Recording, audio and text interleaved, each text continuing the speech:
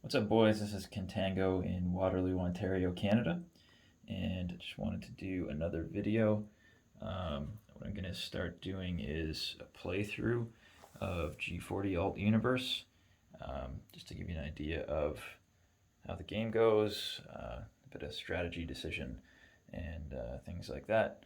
In case that's something you're interested in, you can get an idea just about the game before you decide to print it off and spend that money. So what I want to do first is just give you a flyby of the map as it sits at the beginning of the game, so you can get an idea of where things are starting. So obviously Germany set here in the middle. Lots of opportunities to go against the UK and destroy some of that fleet, so I'm sure some of that will happen. We've got Russia coming up after them. Russia starts, like in G40, not at war, so chances are Germany's going to kind of ignore them at the start, but we'll see how that goes. Japan is next down here. Now in G40 Alt-Universe, Japan does not start the game at war with China, so they kind of have an option there if they want to go against China right away or not. They can leave them out of the war for a bit. Next up is US with some fleet down here in danger, in an island there. Also some fleet up top and some fleet over here as well. So they're going to have to decide whether they want to produce on this side or more production up top.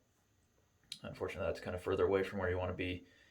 And just like in G40, they start with minor industrial complexes. So unfortunately, it's a bit hard to get a fleet going over here with only a minor production facility. So then obviously you've got China, and they're going to depend a little bit on what Japan does, whether or not they're in the war to begin with.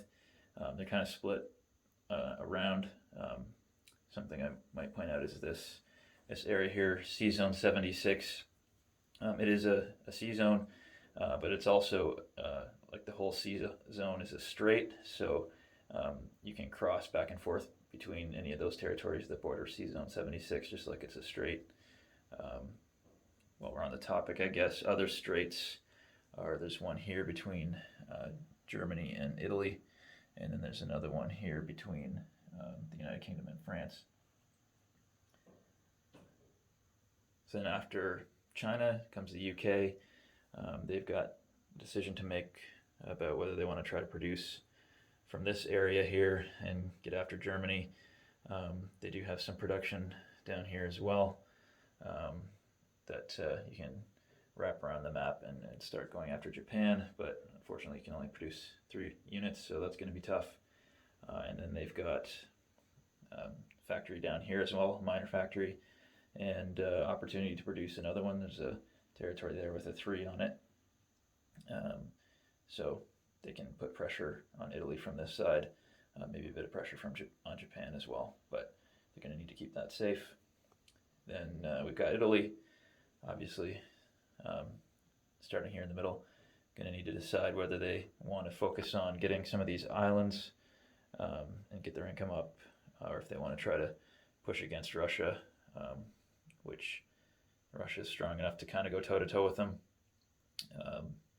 And then Anzac over here, they're going to try to help China as much as they can and try to keep that sea empty, which is good for them. The biggest, I guess, difference from G40, the out of box, is France is neutral, and they're indefinitely neutral until they're brought into the war by certain circumstances. So Germany may go after them, or they may just decide to avoid them altogether. So that'll be something to think about. So I'll leave that here for now, and I will come back in the middle of the round at some point, in the middle of the first round. All right, so we're back at the end of the Japanese first turn. I like to represent the turns with a German Panzer on the numbers, the income tracker here. So still the first turn, end of Japan's turn. Here's the cash on hand for each nation. So I'll just quick go over what happened so far. So Germany decided to, for the moment, just focus on the UK, so only declaring war on the UK. There was a transport starting down here that was taken out. Also, a sub came down to try to take out that cruiser in Sea Zone 83, which failed. Also, here in Sea Zone 39, the Germans came in with 3 subs to try to take out that battleship, and that also failed. So that kind of hurt. And the worst of the worst up here in kind of the Northern Sea, the Germans came into Sea Zone 22 to take out the British fleet that was there.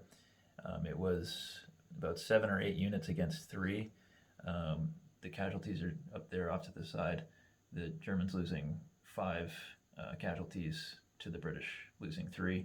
So these are all the casualties in total for the Germans and for the British. So the Germans taking out a number of different neutrals up here in this section as well, taking a pro-Axis neutral here as well, another pro-Allied here. So kind of trying to kick the UK off the west of the continent here and pick up all the neutrals that they can. Germany wants to avoid these pro-Allied neutrals that are next to Russia because attacking those will bring Russia into the war. So avoiding those for now. Also, Germany pulling a cruiser down here and a fighter to try to bulk up that Italian fleet. Still is probably going to get killed by the British, but at least that will force the British to bring more into that battle. And up here, Germany is looking to try to push Russia out of that northern island, which is a national objective for them.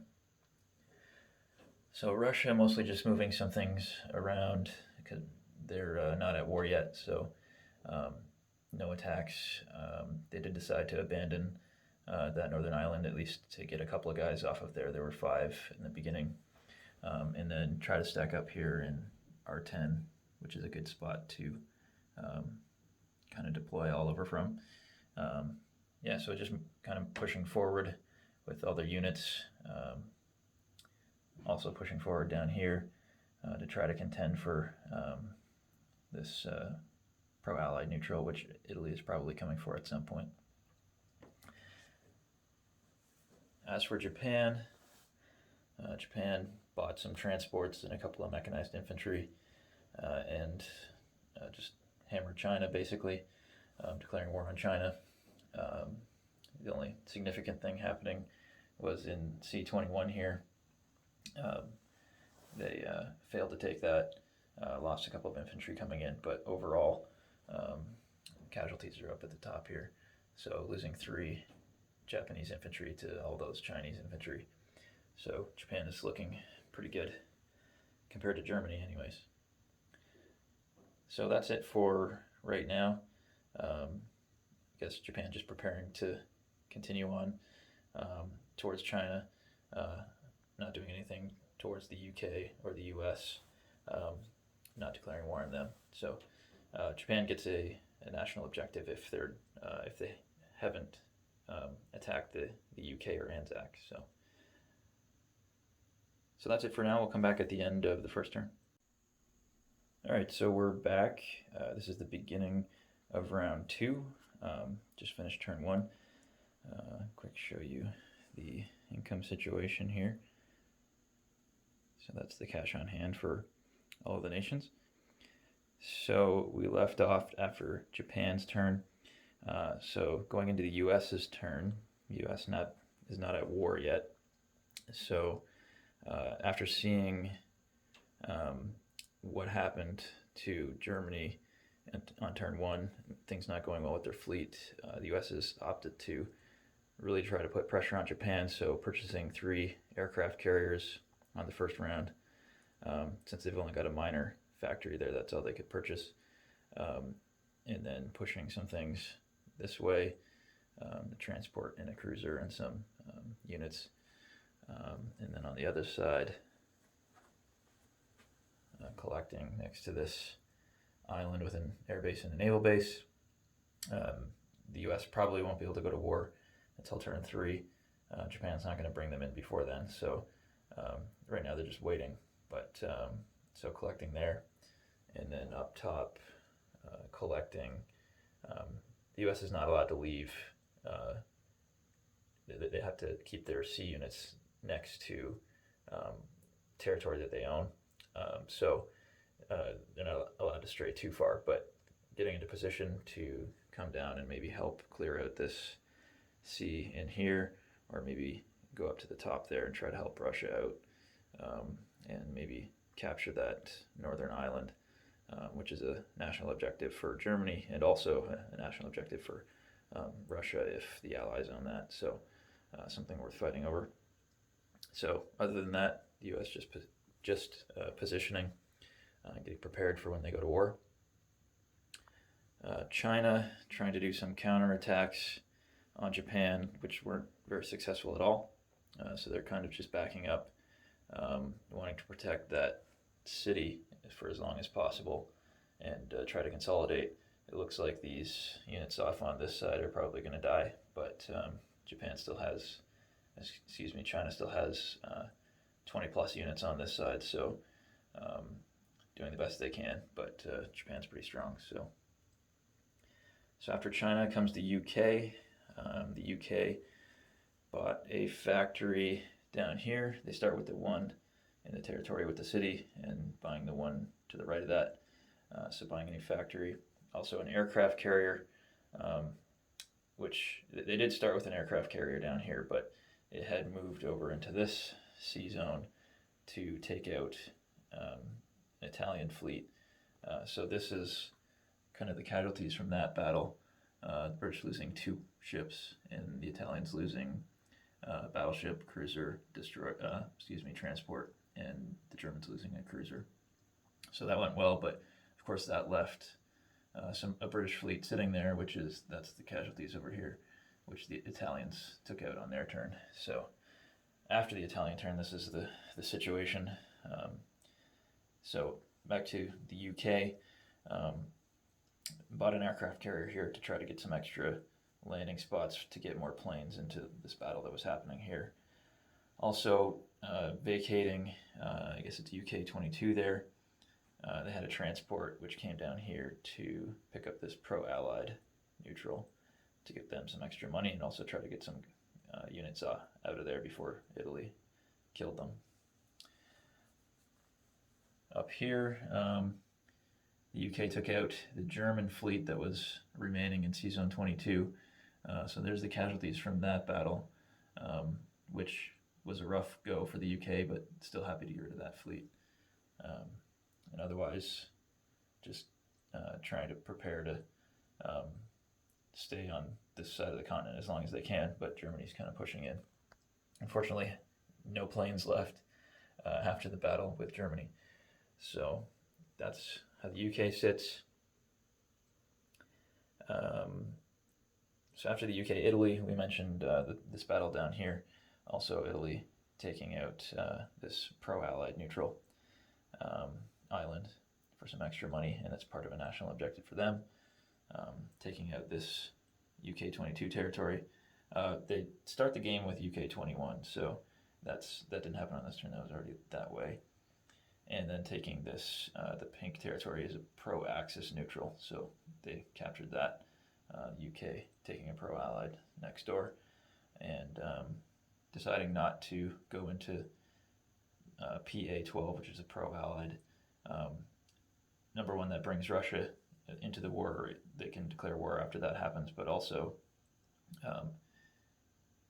Russia's looking kind of strong there, so they didn't want to walk into there just yet. So after that, Anzac, just kind of spreading out. Japan has the opportunity to go to war with them and take out some units, so just spreading out so that if they do that, there's some retaliation available. So not much going on for Anzac just yet. And then France, just buying some infantry, and France is neutral, and they're kind of indefinitely neutral unless they're brought into the war in certain ways. And when they have kind of an escalation depending on what happens in the game. And so right now they're at their lowest escalation, meaning they can't move very many units around. So they moved a couple of artillery to get them away from the front lines so Germany doesn't kill them, and moving a tank into this city territory here from it was sitting in F16. So not much happening there for France. So that's the end of the first turn. I'll just quick go over the map a little bit one more time.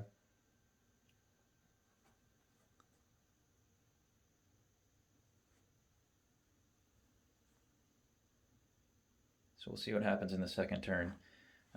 Germany's probably going to go to war with Russia now and try to start moving in this general direction and gobble up some more income. But we'll see. And Japan's looking poised to capture a lot more of China.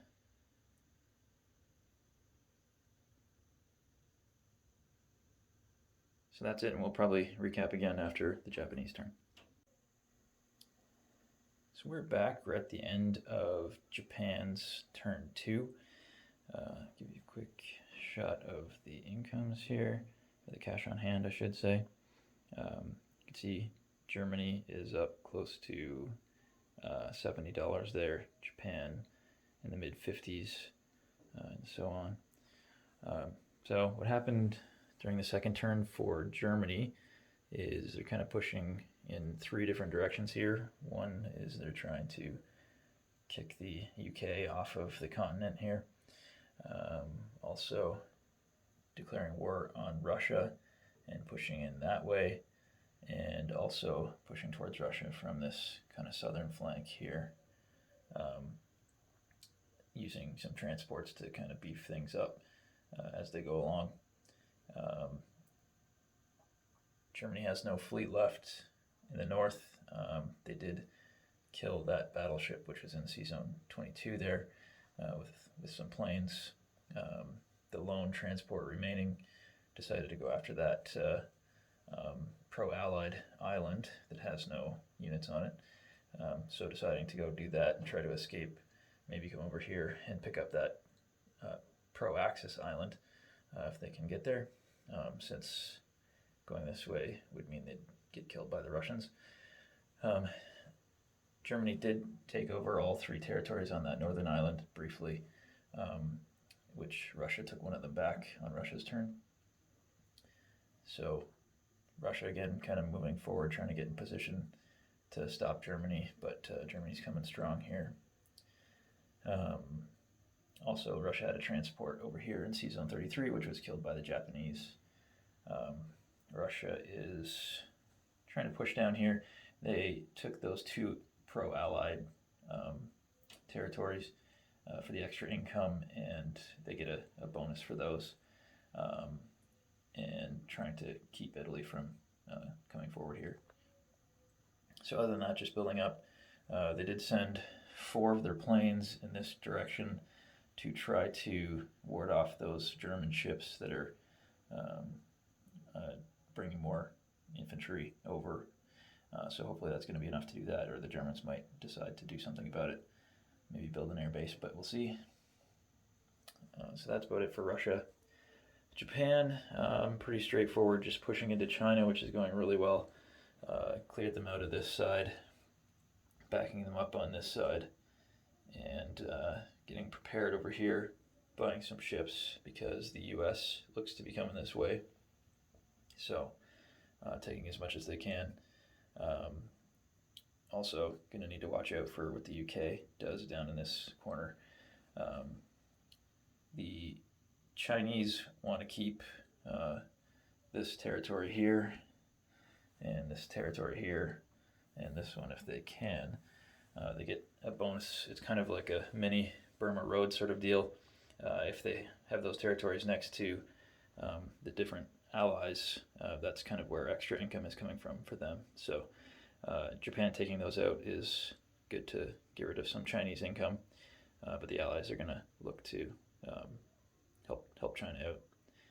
So that's about it for Japan, pushing forward and trying to get ready for the U.S. coming down here shortly on turn 3. So I guess that's it for now. We'll come back at the end of turn 2. All right, so here we are at the beginning of turn 3, the beginning of Germany's turn. I'll give you a little look at the cash on hand there. In turn 3, the U.S. will have their income jump up, similar to in out of box when they can declare war. So the U.S., again, because they're not at war right now, their facilities are minor facilities, similar to out of box. So they were only able to buy 3 units here. They bought a carrier, a transport, and a sub. On this side, on the other side, they got 2 subs and a couple of fighters over here. The upside down major factory is just meant to represent a minor factory. I kind of ran out, so I'm just using a major one to represent that right now. So also positioning themselves up here, can't move forward because they're still not at war, so they have to stay next to U.S. land territories. There is an exception to that for these British territories on the south coast, which is why they can park their carriers down here. So those are just getting ready to put some pressure on Japan. So that's the U.S. China just doing a bit of retaliation against Japan, clearing out 1 individual infantry in C14 with 3 infantry of their own. And in C3 they cleared out an infantry there with a couple of infantry and the fighter. So just getting ready for the onslaught from Japan here, hoping to make Japan either consolidate to try to go after that city or to punish them if they do split up. So that's about it for China. They did buy an artillery there in C1. They're allowed to do that because that's next to an allied territory. It's kind of like the Burma Road. They can only build 1 artillery. They can also build an anti-air gun if they wanted to. Similarly down here next to the UK and next to the Anzac, but they didn't own those territories at the beginning of their turn. So after China comes the UK. The UK just building troops down here. They did attack this pro-Axis PX-7 here. There were some Italian units stacked up there. Unfortunately lost a fighter to anti-aircraft guns, but they did clear out everything that was there, but at the same time lost all their ground units, so there was nothing left to take the territory. Over here, transported some units into that one final territory they're hanging on to try to make that difficult for Germany to take. Also sending a destroyer up here to block that lone transport from coming over and getting the pro-Axis neutral there.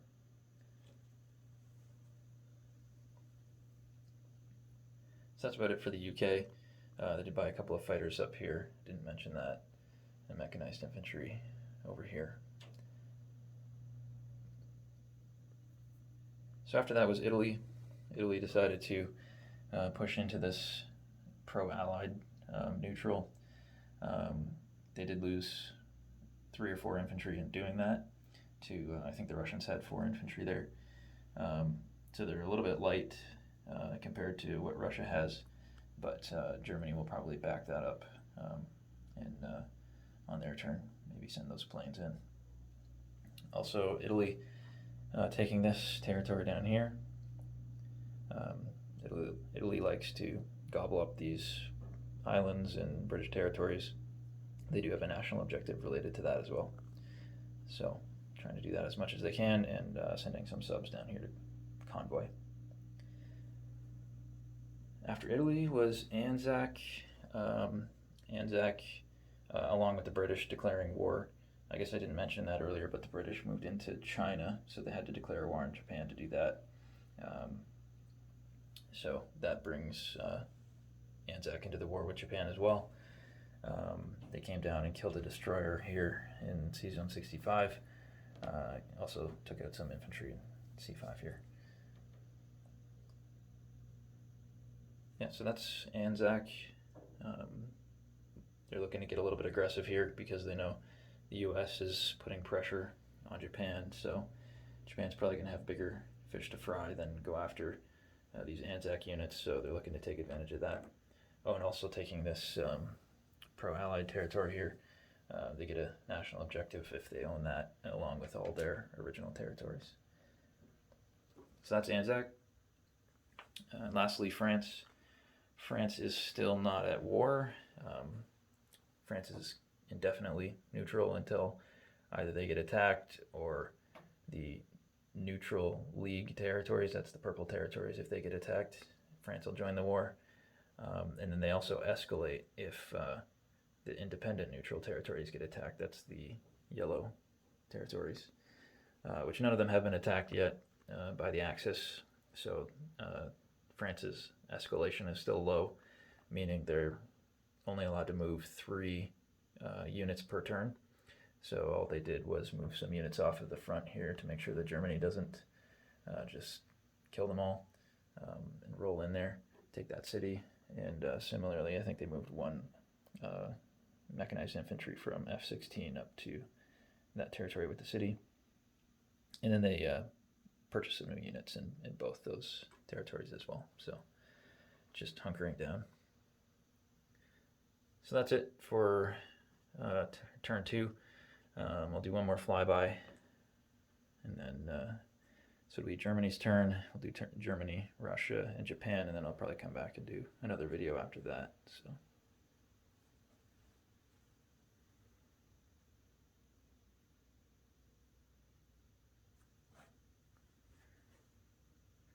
All right, so that's it for now. We'll come back after Japan's turn. All right, we're back. It's the middle of turn 3, just after the Japanese turn. Give you a quick view of the cash on hand here. Both Germany and Japan actually down a little bit on cash this turn, but I think they're going to be okay. So Germany bought some ground units for this kind of area, also 6 mechanized infantry and 4 tanks for that factory up there.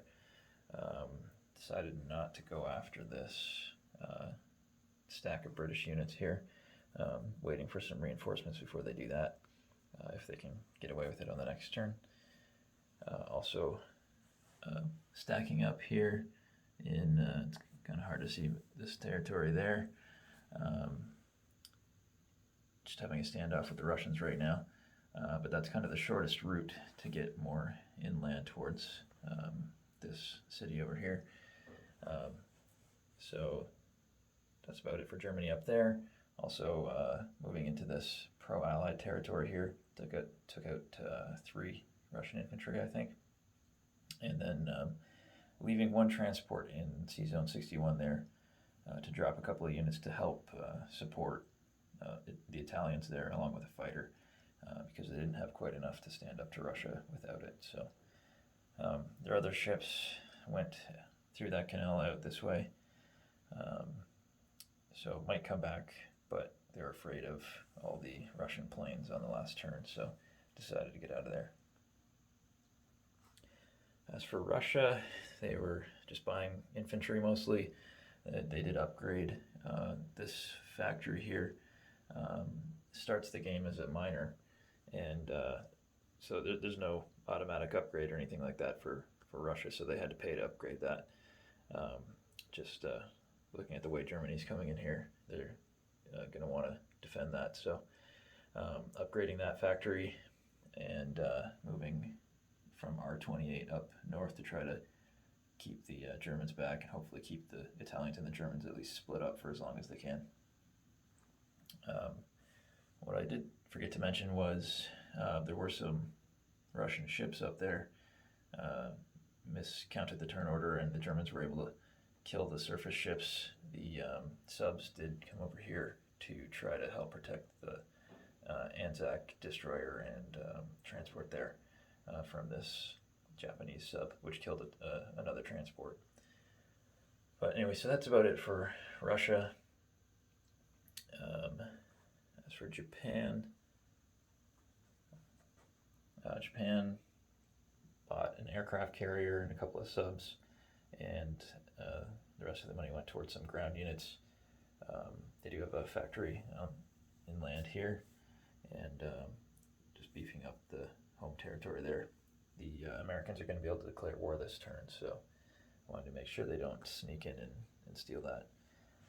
Otherwise, they killed an Anzac cruiser that was here, and then they did an airstrike on a bunch of Anzac units that were in A10 here, kind of precariously placed, which is probably not the best idea, but they got away with it.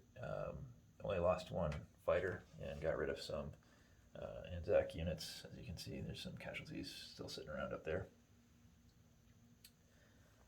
Otherwise, China beefing up and moving into this territory here, trying to solidify that so they can pressure this city, which they want to get. You need cities to win the game, and also you get a financial bonus from taking a city. It's kind of like when you take capital in the base game. Instead of getting your opponents all their cash, you just get a bit of their cash for taking a city. So Japan also killing some Chinese units off here, kind of backing away from the British over here. They just don't have enough to deal with that right now, so we'll see what happens there. So they look pretty prepared for the Americans at the moment, but we'll see what happens with 3 carriers coming from this side and another one up there. So that's where we're sitting. Again, it's the end of Japan's turn 3. I'll do one more flyby of the map.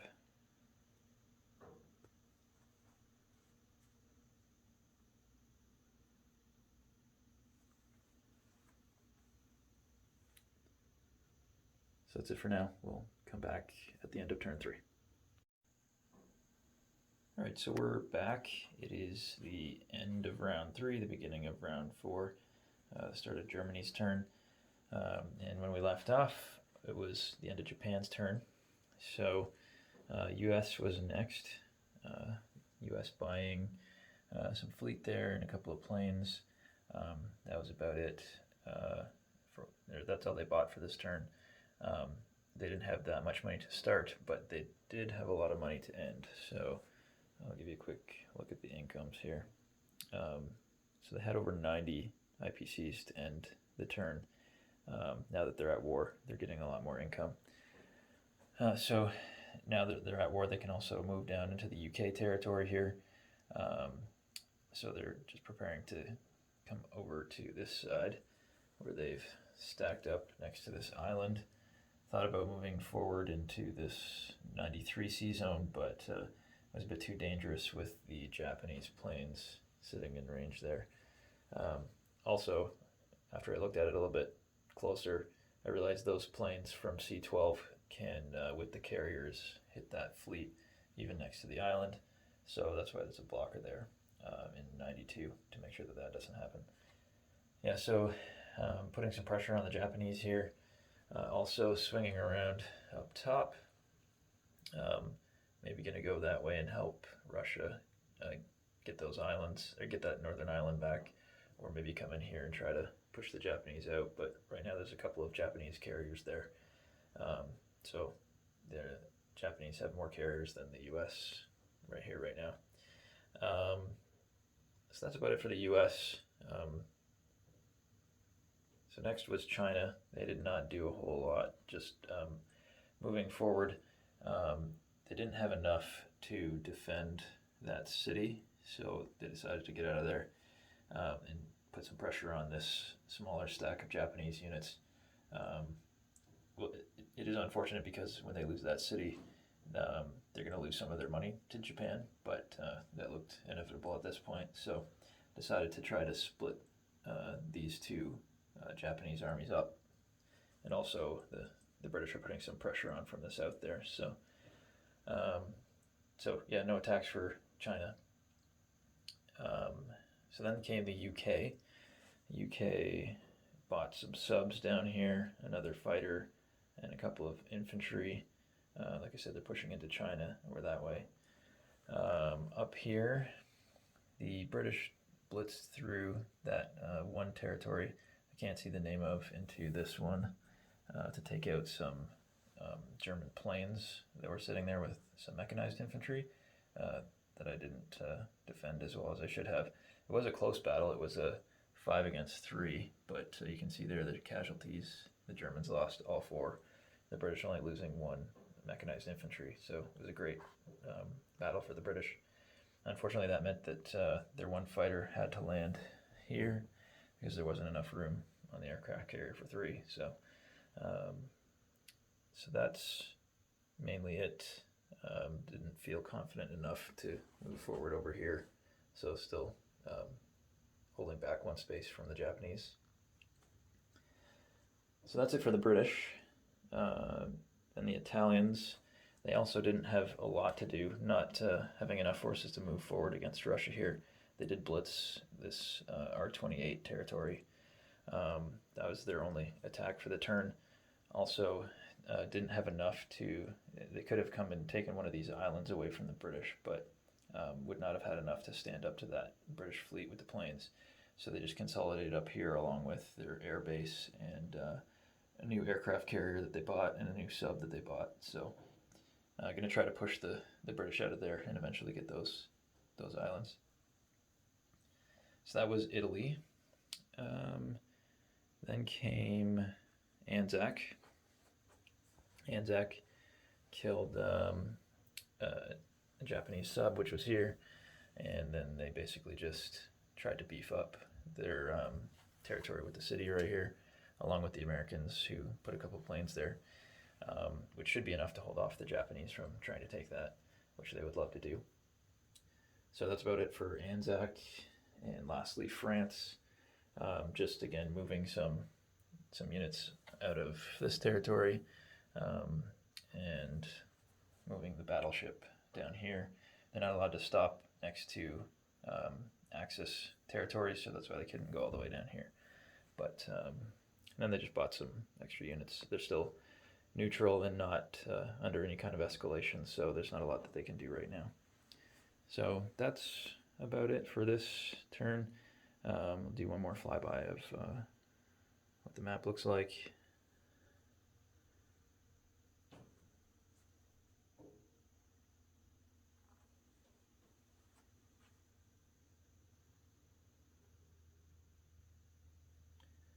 So that's where we'll end it for right now. And we'll come back at the end of Japan's turn 4. Alright, it is the end of the Japanese 4th turn. We left off after the French turn, the end of turn 3.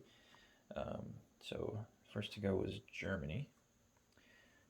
Germany bought some mechanized units up there. Bought a few other units down here. Got an extra transport there. They're wanting to try to get as many units over this way as they can.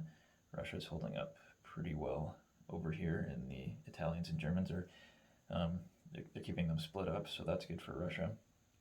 So the Germans decided to try to take out the UK stack that was in UK 12 here, and that went really badly.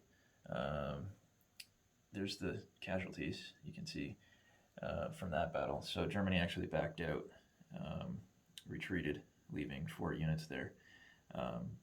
So the UK may retaliate here. There isn't a ton of units there, just an infantry, an AA gun, 3 tanks, and a tactical bomber. So we'll see what happens there, but that didn't go very well for Germany. Up here, this went better, taking out a number of Russian units and taking out this territory here with the city and the factory and that's good for Germany because when you take out a city or a factory, you take over some of the money from your opponent. So they picked up 8 IPCs, 5 for the city and 3 for the factory from Russia, which, by the way, so here's the incomes, or the cash on hand, I should say. So Germany's sitting with over $80. So that was good for Germany. That's about it, I guess, aside from trying to help beef up Italy's stack there. They've moved their naval units back into this little sea in here. So onto Russia. So Russia was able to retake that factory, which is fine. Germany won't get that extra money again. It's only the first time that happens, so they wanted to take that back to make sure that Germany can't use that factory on the next turn. They also went after this group here in R10 with some, I think it was only 3 or 4 units, and that went poorly. So they had to retreat out of there, and then just generally backing off, splitting up because they wanted to protect the planes that went into R4 to retake that city. Oh, I didn't mention that Germany retook this territory, which gives them that whole northern island, which is good for a national objective for them. So otherwise, Russia just building infantry and trying to maintain what they have, but with only 1 plane down in this area, that meant that the German fleet was feeling okay to move back into Sea Zone 61 there. So that's about it for Russia. I guess they did also kill a transport up here and put their subs there to try to convoy Germany for money. I'm thinking that the Allies, especially the US, will be joining them soon. As for Japan, buying a carrier, a couple of subs, and some ground units, they were able to take this territory here, which is a city. It's kind of covered up right now, but so they also stole some money from the Chinese, having enough units to feel confident to stand up against the Chinese. So they took that territory. This group down here had to move away from the Chinese, though, as they're not strong enough. Otherwise, just trying to protect their main island here with the US encroaching. Move some additional units to J4 there, and they did blitz through that A10 territory and take an Anzac island up here as well. So yeah, so that's about it for right now. I'm not sure if there's anything else I wanted to mention, but I'll do kind of one more flyby of things here. Oh, the Japanese did kill a blocker in Sea Zone 92 there, and a transport in 93, and killed the 1 US unit that was here on J15. So just go over there's some of the casualties up there.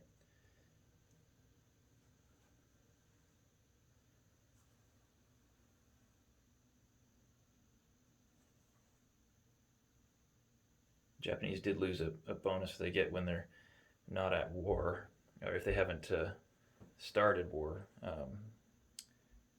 against the UK and Anzac. They get a national objective. So now that they're at war with them and the US, they've lost that. So I think they're down to, well, they pulled in about $54, 54 IPCs. So, but they don't have that national objective anymore. So that's it for now. I'll come back at the end of the 4th turn. Welcome back. We are at the end of turn 4, beginning of turn 5. I think this is going to be the last video for this set. Probably upload the first 4 turns as a set for this game, just because it is getting a little bit long. But anyway, so we left off after the Japanese 4th turn. So moving on to the US. So you can see there the U.S. moved forward and took R1. I suppose it looks like I'm missing a roundel there, but oh no, not because it's Russian. Yeah, so they took that territory. Anzac followed them up and took that PX2 territory as well. So encroaching on the Germans over here. They did buy another carrier and a fighter for this kind of theater up here. On the other side, they bought a carrier, 2 destroyers, a transport, some fighters, and a couple of ground units. So moving more things towards Japan.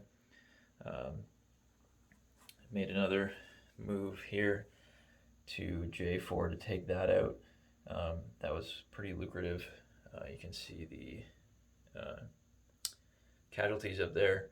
The Americans only losing 3 infantry to all that stuff dying for Japan. So also it's looking like they have a good chance of holding this. I don't know if Japan's going to take that back with only one ground unit available. So might be a good spot for the U.S. to put up a factory. So coming pretty hard to this side of the map, putting up a blocker to keep that fleet safe. So that's kind of it for the U.S. Again, just putting a lot of pressure on Japan right now.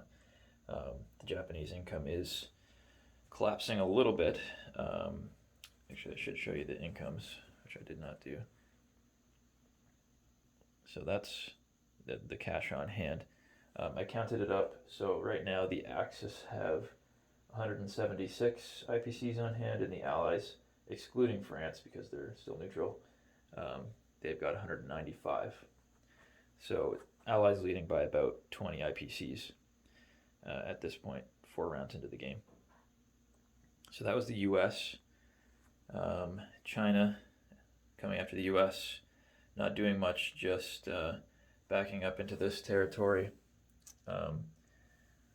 Number one, to force Japan to decide if they want to try to keep that territory with the city. They're going to probably need some planes to help hold that. China was able to get 3 more infantry. Also, it stops Japan from rolling through into that Russian city. So they can come through with their transports, but I think Russia is going to have enough to hold that off. In this city, with their builds, and these planes up here are going to be able to make it down as well. And then this other city that Japan could also try to take, they're able to run some of these mechanized infantry through to there. So if they decide to, they should be able to hold Japan off there, but we'll see. Anyway, so China not doing too much, just trying to hold that territory. It is a good territory for them because, well, it's worth 2, but also they get a bonus if they can keep that territory, as well as this one down here that's next to the UK, and this one that's next to Anzac, which unfortunately they don't have. But it's kind of like, instead of having the Burma Road, you have 3 mini Burma roads, each one worth 2 IPCs, if they can maintain that connection. So that's China. The UK, they did take 1 territory from Japan here and stacked up there. Also moving their fleet away from Italy. Italy was getting a bit too strong for them. Bought some ground units here and 1 more tactical bomber. Also, over here, they went after this territory here with the tanks. Probably should have won that battle, but it wasn't going well, so they backed out. They were getting behind. So unfortunately, the tank and the artillery are probably going to die. But the good news is that Germany is getting pretty thin over here, and the UK has been able to keep their toehold on the edge of the continent here, so that's good for them. Got some more units up here to keep these transports able to bring units over every turn, and one mechanized infantry over here. So that's the UK. Also on this side, moving up to help reinforce the Americans here. Now, as for Italy, Italy decided to push into Russia here, feeling like they've got enough now to withstand Russia, and also Russia as well. A lot of their planes are up here now, but they're going to have to start thinking about defense for these cities. So Italy, with some German reinforcements, should have enough to stay there. They also did some landings down here in this territory, and were able to take a factory here from the UK. Those units will probably die, but it means the UK is going to be stuck only producing 3 units down here for now. So putting a squeeze on them and just convoying these islands over here. So that's Italy. Anzac, I mentioned before, they're helping the Americans up here. Took that one territory. So it'll be interesting to see what the Germans want to do about that. They don't have a transport left, so the units that are up there are it for now. So also built a plane, which should not be here, should be here. And did move some units back down here, but need to be cautious of Japan. So unfortunately, Anzac doesn't have a ton of income to work with. They're bringing in about 13 IPCs right now, so, and they need to be careful they don't lose their city and their factory. So that's it for Anzac. And France, still neutral. So just moving a couple units back in this area, and this one artillery down here came from the other side of the map. So that's about it for them. So that is where we sit at the end of round 4. The good news for the Axis is they were able to take this city, and they were able to take that one, although Russia did take it back, but I'm sure Germany is going to retake it this turn. The Axis do need to get at least 2 cities by turn 8 in order to keep going, or the game's over. They haven't accomplished enough. So it looks like they're going to be able to do that, which it shouldn't be a very big task to do that. But in general, it's looking like a pretty balanced game, so I'm pretty happy with that. Just before doing this, I did change the units a little bit. The Allies did seem a bit underpowered, so this is seeming pretty balanced. Germany is having trouble over here. They are pushing into Russia, but it's fairly even up here, and the Russians are kind of hanging on down here. The Allies, mostly the US, is making some incursions towards Japan. Also incursions into China from the UK. And then meanwhile, Italy is doing pretty well. Their income is over 35 right now. So, which the other thing I didn't mention is the Axis do have a fair bit of income this turn from money they've stolen from the Allies. So when they took this city and this city, you get money for taking cities, and you get money for taking factories, which Italy took this factory. So you get 5 IPCs for a city, and 3 for a minor factory, and 10 for a major factory. And that comes out of the bank of whoever's territory that was. So it's kind of like when you take a capital, but it's a kind of a mini version of that. So things are looking reasonably balanced. I think I will play this game out, but I'll probably end this particular video after this. I guess the last thing I wanted to talk about was if this at all interests you and you'd like to play this and you'd like this map, you can get in touch with me. My email is AxisAlliesContango@gmail.com, so you can get in touch with me there, and I'll get the map to you, or you can look for me at AxisAndAllies.org. My handle is just Contango. So if this interests you, I can send you the map. You'll have to get it printed off, of course, but that's all you need. You don't need, like, all the pieces just come from Axis and Allies G40 out of box, which, if you're not sure what that is, that's the combination of Axis and Allies 1940 Europe and 1940 Pacific. So yeah, so if this is something that interests you, you don't need anything else other than the map, and I guess also like the rule book that shows the national objectives and things like that. So, which I can send you as well. Anyway, so I think I'll sign off for now. If you made it this far, thanks for watching. And like I said, let me know if this interests you at all, if you have any observations, and I'll talk to you later.